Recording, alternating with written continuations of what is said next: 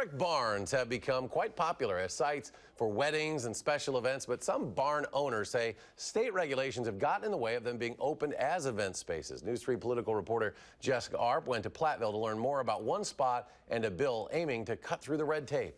This old barn was built in the 1950s. It used to milk cows in the bottom and hold hay bales in the top. But a few years ago, its new owner had a different vision. Through all the storms and everything that this has withstood, it's withstood the test of time. When Kurt Timlin bought the property that held this time-tested barn between Belmont and Platteville, he thought it might be a good spot to have a party.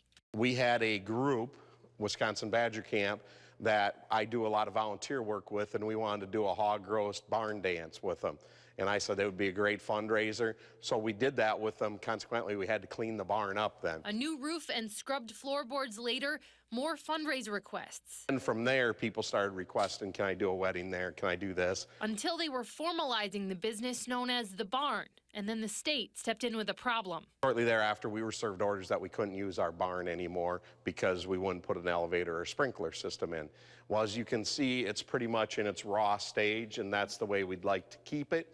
The cost would have been $250,000 to $300,000 to add the features, so instead he created the coop. Then basically all the decor in here came from the barn. A separate area with an outdoor tent and an attached bar, leaving the barn as a family rec area and a photo opportunity. It's a very expensive backdrop, but it's a popular backdrop. But it's kind of a shame that, once again, that we put all the work into it and we can't utilize it. Representative Travis Tranel agrees and has proposed a bill to exempt historic barns that would be used for seasonal events from some parts of the building code. Our goal was to make sure that the barns are still safe, but not overkill it to the point where it's just cost prohibitive for the owner to operate any type of business in it.